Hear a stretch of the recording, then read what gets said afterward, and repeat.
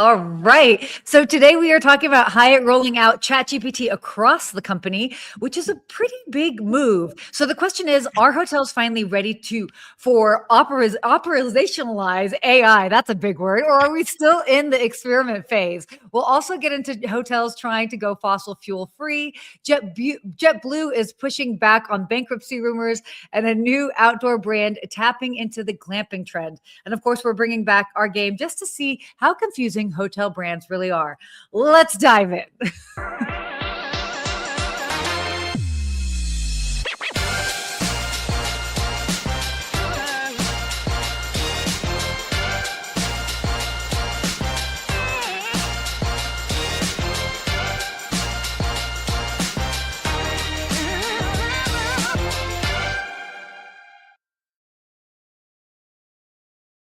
Well, that was a mouthful. Blah, blah, blah, blah, blah, blah. That was a good opening read, Sarah. Oh, Professional. Good not all of us can be perfect. What? It's hard, but you do a good job, Sarah. You do a good job. I kid. Well, good morning. It's good nice morning. to see you. I know. I'm bummed out we don't get to do it live again in person. That was so much fun to do it live. I think it's just more fun that way. But I will take this since we're on two different coasts. Totally. Two different time zones, but always fun here. Yeah. I have a random question for you. Oh, over the show here. Have you been to Bali before? I have not been to Bali specifically, but I have been to Indonesia. I need to go. I have a crazy story about Indonesia. Offline. No, not bad. It was my tour guide ended up dying in my arms, and it was this whole interesting thing. And we went to all these temples, but I love it, and I can't wait to go back. So, you didn't think that was going to be happening? No, I didn't think that would be happening there. But I just got into a black hole of watching videos of all the different resorts and all. I just want to give a shout out to the creators that are creating like these in-depth, videos of all the things going on in those hotels. Because I just got into a black hole of like all the different amenities and mini bars and all those kind of things. So are you watching everything on YouTube? On YouTube, yep. Yeah, that's a dude thing, I think. Somebody correct me if I'm incorrect. I feel like that's a dude. I can't get into watching stuff on YouTube. But wait, before we dive into all of this, we have a sponsor. Do you want to go ahead and give a shout out to our sponsor? We do the sponsor for sure. And one, I saw Lou said my internet's fuzzy. Yeah, we can't figure it out. We have fast internet here, Lou. We're trying to figure out why my video is fuzzy, but we can't figure it out today. But anyhow, before we get into our show, we need to make sure we give a shout out to the sponsor that makes this happen for us. We're giving a shout out to Vrbo. Vrbo is a sponsor this month for our show. And if you are listening and you have an eligible property with Vrbo using the link in the show notes, so make sure to check out the link on the screen at vrbo.com/good morning, you can earn 1 key cash for your next trip. So make sure to check out Vrbo. They got a lot of great properties on there. I'm booking places on there. You guys should be booking places on it too. And we love having them as our sponsor for our show. So shout out to Vrbo. Shout out to Vrbo. I've definitely had my clients book them before. So yeah, definitely. Well, that's cool. Okay, wait. So I'm just looking because I was doing some research. So anyhow, we got into a black hole about Bali and looking, I was like, man, they got some beautiful places. And I just wanted to see if they're as good as these creators are making it look. But anyhow, I've got a trip coming up. I started doing the same thing for Moab. I'm going to Moab this weekend. Excited to go check that out. Haven't been before. Cool. So if anyone has any recommendations, let me know. My dad and I are going for some adventure out there. You're going to have a lot of fun with that. I'm going on a last minute adventure with my mom. No way. Literally, it just came together yesterday. I'm laughing because I was very much looking forward to being home. And I'm working on some things, my book and all of that stuff. And I get an ask, not yesterday, but the day before, hey, do you want to go to Mexico this weekend? Just outside of Cancun. And I was like, oh man, I wish it would be even like 2 weeks from now. And then I was like talking about it and looking at it. And then I could bring a +1. And I'm like, Mom, you got to come with, because she hasn't been to Mexico since like we went in, I don't know, 1998 or something. Wow. She hasn't been in a long time. And so coming together, we leave Friday for Mexico. All right. Very nice. I know you're friends with a lot of the cartel leaders there. So that should be really cool. Yeah, we go way back. Oh my gosh. That's what happens when you grow up on the streets of Atlanta. You're good like with everybody everywhere. So Why don't we go ahead and should we talk about some hospitality and hotels I and think that's what people tune in for. So, yeah, I think we should do it. you want to hear about my cartel relationships. Okay, so our first topic here, this is pretty interesting. I know that you're going to have a lot to say about this. Hyatt is rolling out ChatGPT Enterprise across the business. They're rolling it out across multiple departments, including marketing, finance, customer experience. And it's one of the first large-scale AI deployments in hospitality, which is why this is so notable. Did you take a look I at this? did. I read this very in depth. I wanted to make sure we were going and finding all the details, and I could not figure out how they're going to be truly using it. Right. That's the one thing I've been seeing is like everyone's deploying it. We talked about Minor Hotels last week, and thanks for Minor for reposting our show. I saw them do that as a brand. Hey so thank you for doing that, Minor. But for Hyatt, I'm reading. Sorry, they're going to be doing it across the board. They're not building something from scratch. They'd rather use ChatGPT to go across all of their different products. I'm just trying to figure out as a user, as an operator, I'm on site, I'm a GM, I'm a F&B director, I'm a pool manager. Like, how am I using tools? And I don't see that listed anywhere yet. So if you're working at Hyatt right now and you can give us some ground floor journalism, please let us know. I would love to see how you're using it, how it's different than just using ChatGPT by itself. Are you really getting all of the information? Like if Sarah and I were staying there, would you be able to see our info and like our past stays and our likes? Mm-hmm. What are you actually seeing? So that's what I'm curious to see. But I love that they're doing it, right? Yeah. They're 3 years of experimenting, making sure that they can use it. But if you're not going to start using it, you're falling behind. So that's what I think these hotel companies are really starting to see is it makes people way more efficient. That's what we want. Yeah. We want people to be efficient, get back out and help guests make a great stay.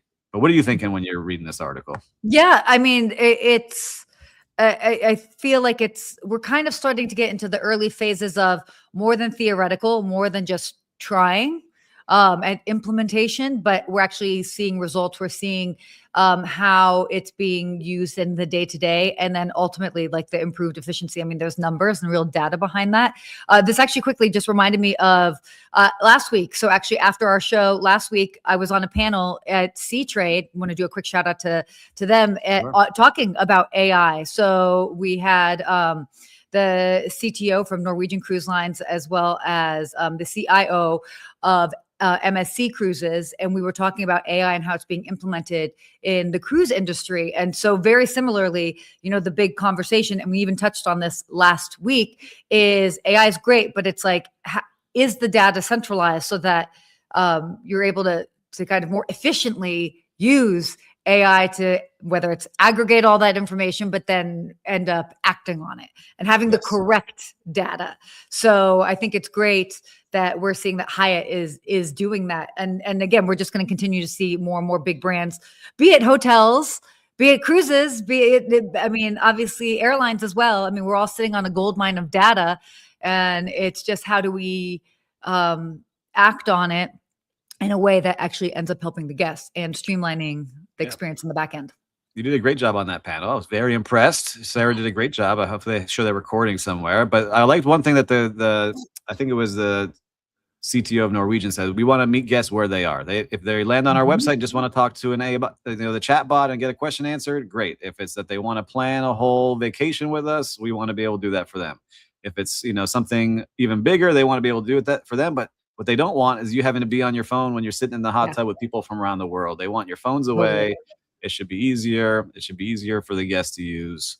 So I like that. It really stuck with me on that part. The other part that I really think about is like when I saw this was like, all right, I'm going back to my days running. I always go back to the pool deck. That's where I got trained, in my young teens and 20s is could I use AI to say, all right, here are my cabanas for the day. I have Sarah coming. I do a quick search. This is what she ordered. Here's what you should suggest to her based off of her order preference. So I can do some smart upselling and make it feel personalized to Sarah. Say, hey, Sarah, I know that you really enjoyed the pina coladas last time. Do you want me to start that order for you right now with your favorite burger and the avocado on the side like you had? Those are the kind of things that I would love to see it start to be able to do. So when I do a pre-shift during the day, I have everyone's information that we can then start to personalize things very easily for guests. That's what I'm hoping we see more and more of for teams.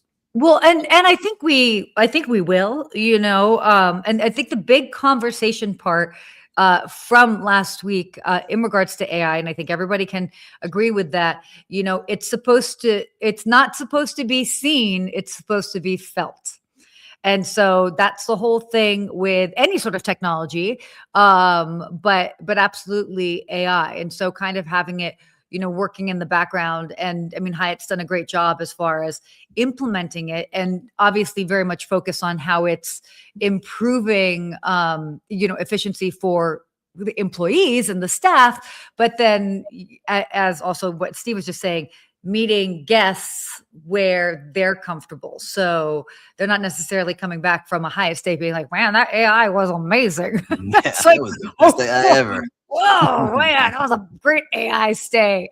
Hopefully they're thinking about other things or how they had a great time and that just things were seamless and they got to have, wonderful time connecting with loved ones or doing whatever they were doing there. So at the end of the day, it's a tricky space because it's got to be one of those things that's almost thankless. It's just happening in the background and people don't know why things are easier, but they just are. I like that. Yeah. So there you go. That's our lovely AI moment here. Well, why don't we go ahead and move on to this next topic? Because I saw this. I actually, it's coming out today on the Skift Daily Briefing. Did a deep dive into this, but I was blown away. I mean, I'm also not a big sports fan. And so, there's some numbers that I don't always know, but World Cup travel costs are rising fast. And by the way, it's not just the cost of the tickets. This part is crazy. So I didn't even realize. I mean, I don't know. I figure obviously prices of tickets go high, but they've got World Cup tickets that are $11,000. More. Well, no. But I think the face value. Yeah, I mean, look, this is wild to see, and I think that, as we're talking about this, is the price of World Cup here in the United States. It's coming. I know we got games here in Miami. We got games where you are over in LA. Yeah. There's in New York. I forget the other markets where they're at, but just in the US, I mean, Kansas City, New Jersey. Prices, everyone is banking on it. Everyone wants to see that this comes through at a really high rate. I have even Vacation Rental World and our boutique hotels. The owners of those properties are like, why are the prices so low? I was like, because look, we need to get people in these rooms. They're not being booked and prices are going to be very high. We've seen people book them at very high rates. So people are booking them, but you also have the flights and the cars and restaurants are making certain kind of reservations you have to have. It's getting pretty nuts. And then I did a quick search on tickets, right? I wanted to go see Colombia, Portugal. Okay. Two major teams. They're playing here in Miami, which is a big draw. The nosebleed seats all the way at the top, last row, is $4,500 per ticket. So it'd be a nosebleeds. The ticket, for two with all the charges on there from Ticketmaster was almost $11,000 for the worst seats in the stadium for that game. Now we could go, you and I, to go see Saudi Arabia, Uruguay, and that's only $800 per ticket on the same row at the nosebleed. So I will keep my comments to myself on that. That's what's pretty crazy to see, how expensive these tickets are. And a lot of fans just can't afford it. So it's a lot of corporate companies, a lot of people flipping tickets. So I'm curious to see once we get closer, how the tickets start to fall a little bit. Yeah, the ticket prices are definitely going to fall. Obviously, you'll have people that will be spending some big ones. In fact, I'm actually looking at tickets for my client. Thanks for the reminder. But tickets for the final, for example. Okay, so this is what was crazy. So we're not talking about necessarily even what's being sold on StubHub. $11,000 compared to 2022, where the highest for the finals were $1,600. What are we doing here? By the way, not only that, but just different things like how to get there, transportation. In New Jersey, with the MTA, normally from New York to MetLife Stadium in New Jersey would normally be $13 round trip, and now it's what, $150? I mean, look, I understand some things are going to be jacked up, but it's a lot. And what if a family wants to go? And then I mean, oh my gosh, it's everybody. It just feels like late stage capitalism, guys. That's just where we are. Listen, people are paying it. You have a lot of big companies buying the tickets. You have a lot of big sponsors paying for these things. I think you'll see a lot of the influencers and people showing up. It reminds me of when F1 first came to Miami. Everything was sky high. And then a lot of people ended up going. They didn't have to pay. They were invited because there was in boxes and different seats. And they were getting people there. But Hmm. 70 members of Congress, they wrote to FIFA president and see if we can get these things down with great concern. But I don't think that's going to do anything at this point. People are paying, and I'm curious to see what happens as we get closer and closer to June. We'll see. Oh yeah, June, July. now they decide to work. That's great. Like this is the pressing issue. Anyway, I mean, I don't know, it just drives me insane. And obviously, like the free sort of the fan festivals that they used to have that would be free, those are obviously pay to play. So I can potentially understand that depending on, you know, how much it is, but it's just like I don't. But everything. No. You got watch parties at restaurants. You got so many things that come off of these big events that come to the city. So I understand it's good for the city if we can really dial in, you know, something to learn from. I think the last time we had the World Cup, it was like 1994, if I remember correctly, because I remember my cousins are from Venezuela. They were traveling, chasing Brazil around the U.S. Sure. And you were able to do it because it was affordable at that time to buy tickets and go do those things. So interesting to see how that works. Yeah, real interesting. It all comes down to dollars. It's such a weird time because it's like you've got so many people that are like they're really having a tough time, and businesses as well, trying to stay afloat. And then you've got this that's going on. At that, like, at what point is it just like, okay, can we just? I don't know. Like, more expensive, yeah. Things are more expensive. That's a bigger show to talk about. Like I went out to a little local cafe, a little Italian cafe that I want to support more. Yeah. I ordered a plate of pasta, a plate of pizza, and a salad shared for me and my two kids. And it was $75, right? Just for those three things. No wine, no drinks, just those three things. So it's really hard. And I'm sure for the business owners, even harder when fuel gets more. So that gets more on the delivery charges. Price of food goes up. Price of all your supplies goes up. Electricity is more expensive. Everything gets more expensive. So you got to cover those costs. Let's see what happens. So I'll see you at who's going to invite me to the Colombia, Portugal game. I've got $100 for you. Let's go. Oh my gosh. Okay. Instead of inviting me to a game, we could just go like, I don't know, go on a trip somewhere. How about that? That's a lot. That's cheaper. With that $8,000, you can travel around the world.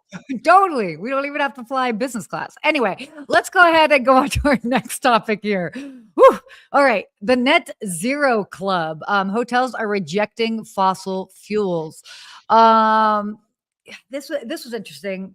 And well, there was also an interesting article about like just even like SAF fuel with airlines. But I mean, hotels are moving towards fully electric and renewable energy operations. Obviously, the whole thing with it is like sustainability is real, but it's not quite widespread. I know this is a big deal for you, so please chime in. Yeah, this is a great article by Darren Graham over here at Skift, really in depth. It helped me understand it a little bit more because I know we've talked a lot about, you know, going green and, you know, having no fossil fuels on the cruise ships. And we talked about certain hotels that are now net zero. We talked about one in the past that's actually mentioned this article. I think called the Marcel. And it was just interesting to me, like this article. So Darren, good job, made me text my team saying, hey, what more can we do to get to net zero, right? Because we were still looking at using electricity. You know, can we go into more solar? Is there something more creative that we can do that we can get some, you know, tax relief from somehow to pay for? It really is out there. How do you do it? And another article not related to this, I was just kind of reading an article this morning with my coffee, is Disney is now able to go fully solar if it wanted to, but hasn't pulled that trigger yet.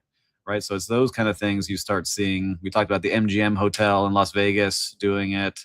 So there's a lot out there to be able to do it. But this article really breaks it down. So if you have the chance to read this article, it goes in depth, really shows you what you need in your buildings, creative ideas, who's doing it, really cool menus that are showing like, hey, which things on the menu have the greatest impact on the environment with carbon labels. So if you get a salad, it's very low, but if you're getting that filet mignon, it's at the very high level. So it shows you what you're consuming. It's really interesting to me, this article, to see. But I'm curious for viewers and listeners, do you care when you're traveling? Is this something you care about? Are you still looking where your points get the most value, lowest rate, or are you really looking for something that is driving to net zero and trying to help the environment? I'm curious what everyone's seeing out there. But what do you think, Sarah, when you're traveling?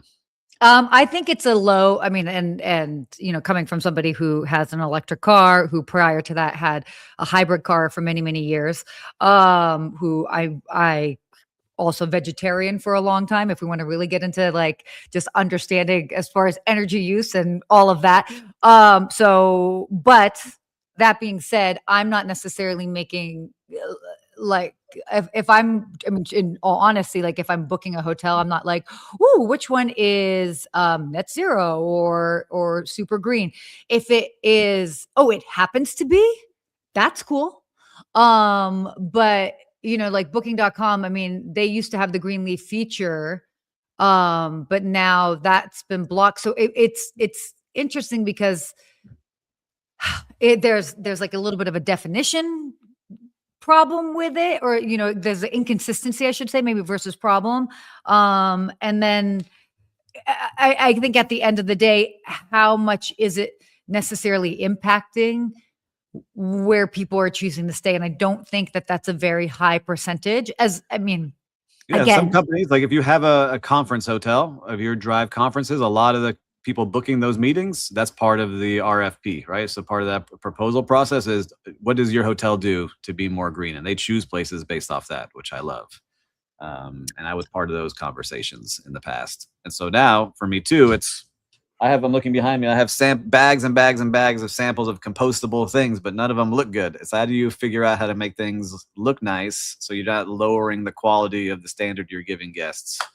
I think that's the challenge we have too. So if you can do power, sustainability stuff on property, because you just walk through a hotel, you realize how much garbage is made every single day, from the hotel rooms to the kitchens to the public areas. It's amazing as you really start walking through. So anything we can do to help, we do. But when I walk some of these back of houses and I just see water faucets running all day, plastic bottles piling up, it's hard to feel like you're making an impact. But every little thing counts, I think.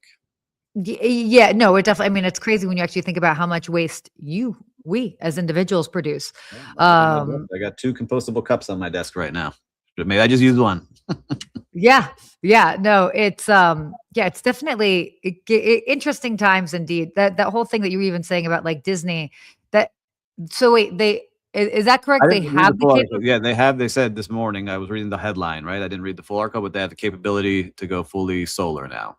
So And then they haven't, because they've been too busy laying off people, or I don't know. I'm kidding. Sorry, I'm just real feisty today. Fired up today. Sarah for the people. Sarah for mayor. Let's go. Sarah for the people. Anyway, whatever. Love Disney, but make different choices. So why don't we go on to our next topic here? Don't blackball me, Disney. Don't blackball me. I still have a couple more years that I let go. It's okay. So oh my gosh. They're knocking on my door. Sorry. Oh my gosh. We can't live in today's age and not have an opinion. So Best Western Hotels, they jump on the outdoor trend. Oh, this is another topic that is so perfect for you. They are jumping on the outdoor trend with a new brand. And so they're basically betting that it can rebuild a soft brand portfolio, World Hotels, which ended up shrinking during the pandemic, with a new upscale camping brand, and adding a portfolio of European independent hotels. So the new outdoor brand is called Backdrop by World Hotels. And I mean, the brand will debut. I love this. Big fan of Zion. Will debut with a resort near Zion National Park, and then river cabins in Asheville. Everybody loves Asheville, and an eco lodge with fine dining in Honduras. So, okay, talk to us about this, because I know you got a lot more to say with me about the whole like outdoor. Well, one, I love seeing it. People are like freak out, like, Steve, there's another brand coming out outdoor. It just shows that more and more people want to experience this thing. And for those that don't know, what Sarah's mentioning too is I'm building a landscape resort right now with my partners called Bahia Miami, and you could see it on Instagram. If you're not following us, go take a moment and follow Bahia Miami on Instagram. And we have our second location we're going to be announcing very soon. So we're excited to do this because people want to be outdoors more, and they're willing to pay for a great experience. And you see it in the rates. I was looking, at the article here that Sean O'Neill put together, which is another great article here on Skift, is the Sage Outdoor Advisory, which is, we know a lot of people there. Shout out to them. They're saying that this is going to continue to grow. And, worldwide right now, I think they say there's 740 glamping properties with only 3,400 units. And operators tend to be smaller, typically 5 to 15 units. That's what we're building in the 20 to 40 range. But people are paying up to $250 a night on average at some of these. Yeah. There's a big range now of this what's considered glamping and outdoors. But the top ones under campus is getting $600 a night, and that's just straight up a tent. You don't have AC, it's a fan. Those are in beautiful locations, but people want that fun experience. And I find myself tending to lean that way a little bit more, right? When we were going through the cruise ship area, I wanted to go see what National Geographic's cruise expedition was going to be showing. And I started chatting with them. And more people are traveling that way. They want to have real life experiences, reconnect with nature, be outdoors. And you're starting to see it with the developments that continue to grow and bigger brands in it. Because now we have Hilton, Hyatt, we're talking about Best Westerns in there, Marriott's in there. Everyone's in this space because they know this is what people want. So it will continue to grow and expand. I just want to make sure we don't get to the point of it getting to a place where people test something out that's not a top. They just went for a money grab and they go and they didn't like it, and that's what they're going to have in their mind as an outdoor experience, right? Kind of like when you go to one of these terrible Airbnb properties that really make it not a good experience for people in vacation rentals, or a hotel that's terrible and I'm never going to stay in that brand ever again. So okay. So Paul Manzi actually brought this up. I was about to say this. I was like, where does the market get saturated? I do like that a lot of these properties tend to be a little bit smaller and more intimate. I think that also makes sense for what it is and the nature, no pun intended, of the experience. But there's definitely far more room to grow. Let's be honest. How many people know how to pitch a tent? But they want that experience. Exactly. No. Maybe Will in the background does, but for sure I don't. And I more so, if I think about the average American, they absolutely do not know how to pitch a tent or do many things. But that being said, obviously people want that proximity close to nature. And I think just as people are looking for different ways to have experiences that are meaningful. By the way, I think, and this is part of a bigger trend that we're seeing not only domestically, but globally. Like when it comes to hospitality, the big trend is meaning, and people want meaning. And part of meaning is also being out there and exploring the world in different ways. And so this trend is just going to continue to grow. And I'm here for it. Like this. I want to be outdoors, but I don't want to be in a tent that has mosquitoes buzzing around. I would like to have the outdoor experience, beautiful, but then get in my cozy bed, with the great linen, some AC, great amenities in the room, maybe a spa just down the little trail. Yeah. That's my kind of travel. But I think that's what we're going to see more and more of, is some of these really unique high-end experiences, and people are going to lean into it more. Yeah, definitely. I'm here for it. So, whew. Oh my gosh, I feel a little heated today. Why don't we get into our, Will is mountaineering, the mountaineering master. That is correct. That's right. Producer Will. Correct. He's doing big things on the mountains. Yes. All right. Should we go on to our final little? Do we have another topic? What do we got today, people? No. Whose brand is it anyway? Oh, that's right. Sorry. Hold on. We need our graphic. Dun, dun, dun, dun, dun, dun, dun, dun. Whose brand is it anyway?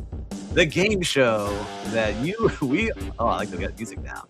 We need to find out what brand is the parent company for Design Hotels. So listeners and viewers, who owns Design Hotels? What big brand has this brand underneath it? And Design Hotels, I have no clue on this one. You know, I felt good last week. I got last week's correct. I got this one. I'm going with. Oh, can I say it? We should write down our guesses. Oh my gosh! Now that's getting too high tech. Okay, I got mine. Are you writing it down? I'm gonna write it down. I don't have a piece of paper. Fine. Oh my gosh, I do. I got it. I got it. Oh my gosh, Marriott. Marriott. I was way off. I said Accor. Oh, way off. bruh. Way off. Can I see that one more time? Design hotels. Yeah, they're Let me not technically see. fully integrated, but you can use points to stay there. So there's that.